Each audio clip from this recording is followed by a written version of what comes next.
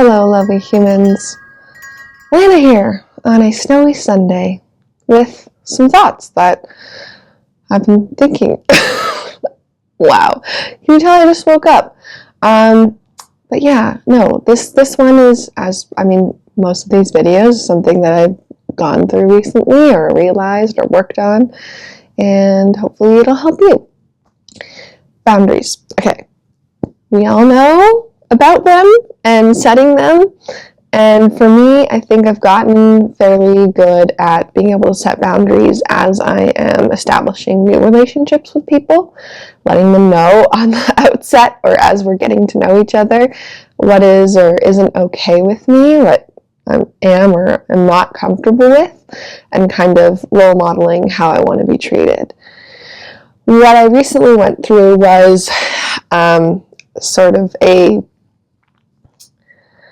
not a resentment building, but a tension building in a long-standing relationship that I've had for 7 years now, I guess. 7 years. And naturally, over the course of 7 years, or any number of years, even over the course of a couple of months, relationships change and they evolve, and you change and evolve.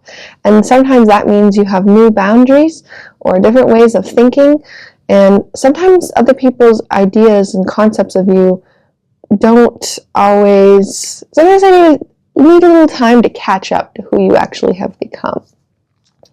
And for me, in this case, in this relationship, I think there were some things and boundaries that I had that had changed, but I hadn't felt comfortable communicating them because there was this fear of, if I set this boundary, I'm going to be changing the relationship. And even more so, I had this fear of driving a wedge between me and the other person. This was going to be the thing that created distance between us. And that was scary to me because I think I have an attachment to this person. And validating myself here right off the get-go, setting boundaries can be scary and can be hard because really what you're doing is expressing a need, and you're opening yourself up to the possibility that the person is going to say, no, I can't meet that need, or I'm not willing to accept that boundary. And then if you're standing firm in your boundaries, then that might be the end of the relationship, or might mean that you need to then alter your behavior towards that person. So it can create conflict, or I guess lead to that possibility. And it's scary. And also I think as for myself, being raised to be quite independent and sort of self-contained, admitting that something bugs me or admitting that I need something to change from somebody else is really hard. I'll typically do everything in my power to change me or to, become okay with things within myself rather than have to burden someone with changing their way of being. And, that's problematic in its own ways. But yeah, all this to say, I really just wanted to come on here and validate myself, validate anyone else who's maybe sitting in discomfort right now, being in a relationship where there's a tension because there's a boundary that you've been avoiding setting, or there's a behavior or dynamic in this relationship that's just not working for you anymore, and you're scared to communicate that. I just want to say that relationships change and evolve. You change and evolve. You're meant to have these kinds of conflict points or tensions and address them. And it's so okay to change what you need and to set new boundaries. And what's the alternative, right? Staying in a relationship where you are unhappy or where you are uncomfortable, or you're making all the concessions and efforts to make it work while the other person's blissfully unaware that, you're uncomfortable. or maybe they are, and you've just become a really shitty person to be around. So, I mean, this is probably the only pathway forward for you in this relationship to move forward in a healthy way.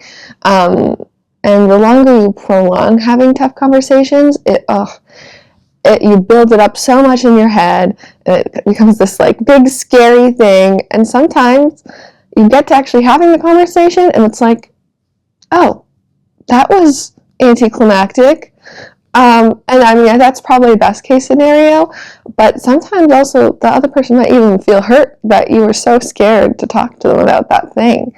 And I mean, that is what it is. There's probably reasons why you were nervous.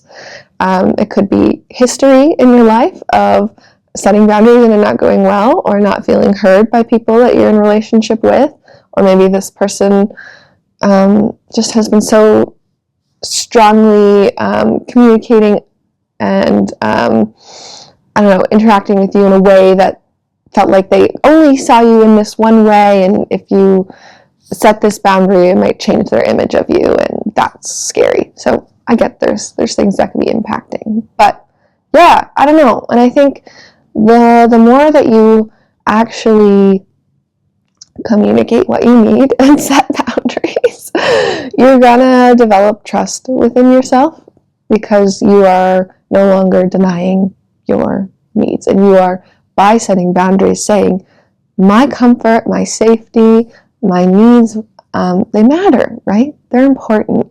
And I, as my own best friend who's got my back, my own back, is going to stand up for those things when I need. So I know it's probably feels very scary, and sometimes boundaries do create space, and sometimes that space is needed, right? Like if you sometimes work relationships become uber personal, and that can make things tricky sometimes. I don't know, even just like thinking about parents, your relationship to your parents has probably changed over the years too, as you've individuated and become this autonomous person, adult. Ideally they don't continue to treat you like a little baby. And so sometimes that change of behavior doesn't happen naturally, and you have to set boundaries and say, hey mom, you no longer control my life, and this is how I'm going to live it, and sorry that hurts your feelings or you don't agree, but please respect me and my choices and whatever it is, those hard conversations I think we avoid so often in this culture, and end up like just walking away from things or cutting people off because we just didn't want to have a hard conversation. And repair and building bridges through conflict is such an important skill, and one that I think we need now more than ever in this world. To have a little bit of bravery to do the hard things, because we can do hard things. To borrow from Glennon Doyle's podcast, which I've talked about a lot on this channel. But okay, that's my ramble. Have a great Sunday, if it's Sunday when you're watching this. Spring's supposed to be coming sometime soon, but I'm looking out my window at snowflakes falling, so we're hanging in there. It will get there eventually, and soon there will be vlogs of setting up the trampoline and planning out the garden and going on more walks where we can touch moss. And it's going to be glorious, but we're going to hang in there. We're going to soak up every last bit of winter while we have it. Okay, well, thank you for watching, folks, and I hope to see you in the next one, and sending all the good love and energy to you, especially if you're about to have a difficult conversation. You got this. Your needs matter. And that was a truck driving by. All right. Bye, folks.